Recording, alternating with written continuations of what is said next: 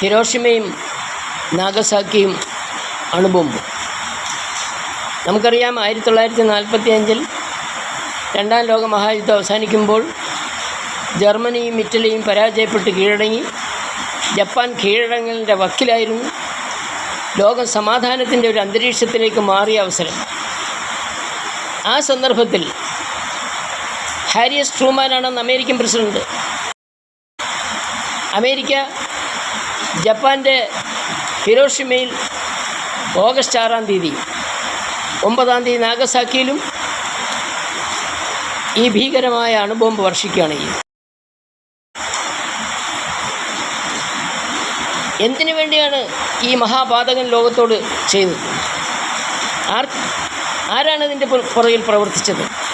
ഇതാണ് ഇവിടെ പരിശോധിക്കുന്നത്. 1942 ഭൗതിക ശാസ്ത്രജ്ഞനായ റോബർട്ട് ഓപ്പൻഹൈമർ എന്ന ജൂത വംശജനായ മനുഷ്യൻ മാൻഹാട്ടൻ പ്രോജക്റ്റിൻ്റെ ഭാഗമായി വികസിപ്പിച്ച അണുബോംബിൻ്റെ പിതാവെന്നാണ് അറിയപ്പെടുന്നത്. ആ ബോംബിൻ്റെ സംഹാരശക്തി എത്രമാത്രം ഉണ്ട് എന്ന് പരിശോധിക്കാൻ യുദ്ധം തീരുന്നതിന് മുമ്പ് ആ സന്ദർഭം ഉപയോഗിച്ച് വളരെ തിടുക്കപ്പെട്ട് ജപ്പാൻ ജനതയുടെ മുകളിലേക്ക് ഈ അണുബോംബ് വർഷിക്കുകയാണ് ചെയ്തത്. ലക്ഷക്കണക്കിന് മനുഷ്യർ ഉരുകി ഒലിച്ച് ചാരമായി തീർന്ന സംഭവം.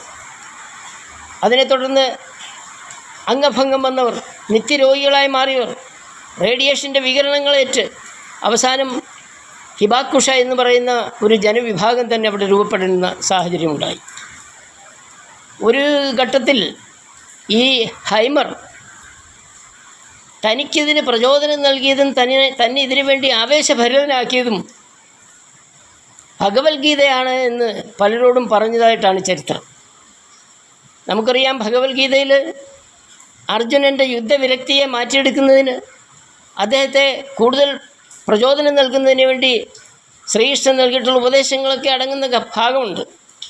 അതിനുവേണ്ടി സംസ്കൃതം പഠിക്കുകയും ആ ഭാഗം തന്നെ പ്രത്യേകം എടുത്ത് പഠിക്കുകയും ചെയ്ത വിദ്വാനാണ് ഈ ഹൈമർ. അവസാനം 1967 തൊണ്ടയ്ക്ക് ക്യാൻസർ ബാധിച്ച് അയാൾ മരിക്കുന്നു.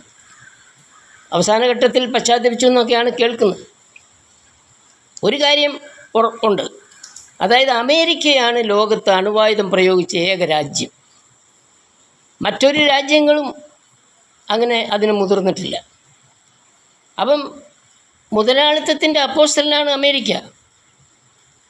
മുതലാളിത്തത്തിനൊരു സ്വഭാവമുണ്ട്, അടിസ്ഥാനപരമായ സ്വഭാവം. അതിൻ്റെ മേധാശക്തി നിലനിർത്തുന്നതിനും അതിൻ്റെ കച്ചവട ലാഭം വർദ്ധിപ്പിക്കുന്നതിനും വേണ്ടി ഏത് മനുഷ്യത്വരഹിതമായ മാനവിക മൂല്യങ്ങളെയും പച്ചയ്ക്ക് പിച്ചു ചീന്താൻ യാതൊരു മടിയുമില്ലാത്തതാണെന്നും അത് സ്വന്തം ശരീരത്തിൽ ചോരയും ചലവും ഒലിപ്പിച്ച് ഭീകരമായ അതിൻ്റെ രൂപം മാനവലോകത്തിന് കാണിച്ചു കൊടുക്കുമെന്നുമാണ് കാറൽ മാർക്സ് ഒരിക്കൽ പ്രവചിച്ചിട്ടുള്ളത്.